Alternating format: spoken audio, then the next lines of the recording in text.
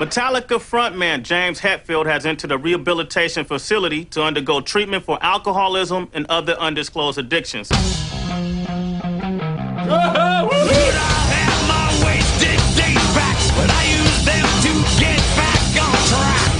My behavior on the road showed up at home, and my wife put an end to it.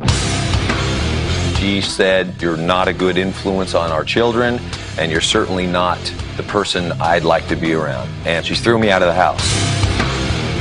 There was no other choice than to check in somewhere.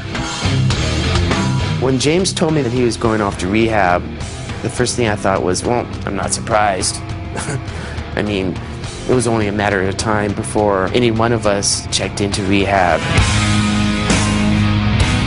James went away in June of 2001 and said that they'll be back in 5 weeks. Which turned into 8 more weeks, which turned into a few more months, which, you know, turned into a few more months. It was a bit of a sandwich. What is it? The unraveling of a band? And then there were 2. I was just left wondering, you know, what's going on? Do we even have a band? I'm prepared for the worst. During the entire period where James was in rehab, Metallica looked like it was falling apart. The longer James chooses to stay away from dealing with us, the further we drift apart. He was away for months and months and months. Even by the time he came back to San Francisco, he was still doing his own thing. I had to step up and take care of myself. My life was filled with other things, connecting with family again, trying to save my marriage, seeing my kids. I didn't even know if I was going to be in the band anymore. We started thinking, well, is he ever going to, like, figure it out? It took a lot of thinking. What's going on in my head now? Where am I at? What do I need in my life? A lot of stuff. Eventually, he did tell us that he was ready. Anyway, here we are. Play a riff.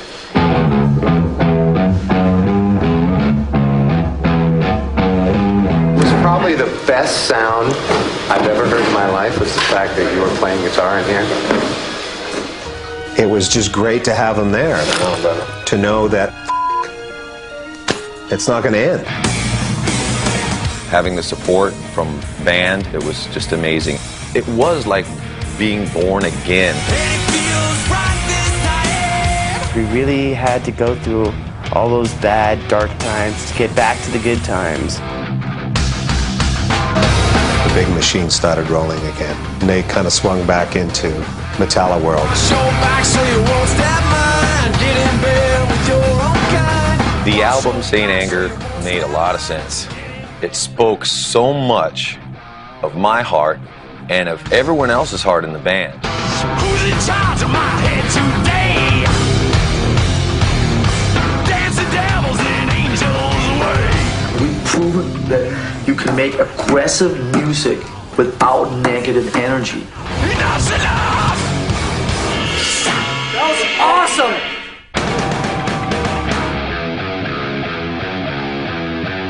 Towards the end of the Saint Anger cycle, we realized, okay, now we have to get a bass player because now we have to take this elsewhere. So we started auditioning. I thought that it would be really, really great if I at least got an opportunity to jam with the guys. So when I received that phone call, you know, I was pretty excited. I could try battery. It was so evident that he was the guy for us. I looked over at him during Whiplash. He was just right in the pocket and in there. It hadn't been played that way since Cliff. We wanted to send a message that he would start out immediately as an equal.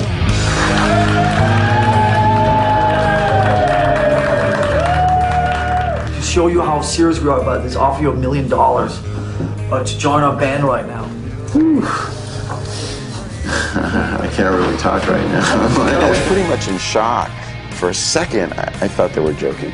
It was them saying, we're going to do this different. We're going to do this right. We're not going to make the same mistakes that we've made with Jason. To walk into that environment and to have it be sort of a clean slate was amazing. The one thing about Metallica over the years is they've never been afraid to do something different and take chances. And I think with Some Kind of Monster, they took a big chance. It started out as a 5-minute promo film, and it just transformed into something really raw, real, and honest. When I was running this morning, I was thinking about seeing and saying the word comes up so much. That's so The hugest chapter in my life. It was just like everything else Metallica's done in their career. It's a ballsy move. They don't let the outside world sway them. They do what they want to do, and they always find a way to get back on top.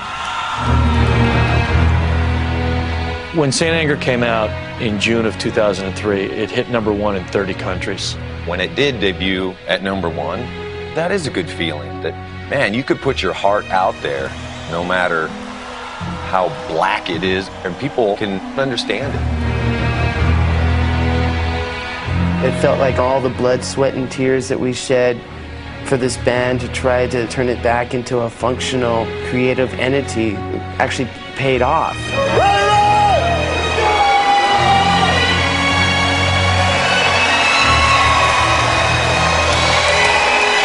From the minute they took the stage for the first time, they felt that they had overcome so much that they truly felt bulletproof. Metallica is in a real good mood tonight. Metallica is in better shape than it's ever been before. And when you've been doing something like this for 23 years, that's a pretty big statement. It seemed for a long time like we would never really make it to this point. All right. But we're still here, we're still kicking ass. Get on the train with us and hold on tight, because we don't stop, we go hard. We still rule the world.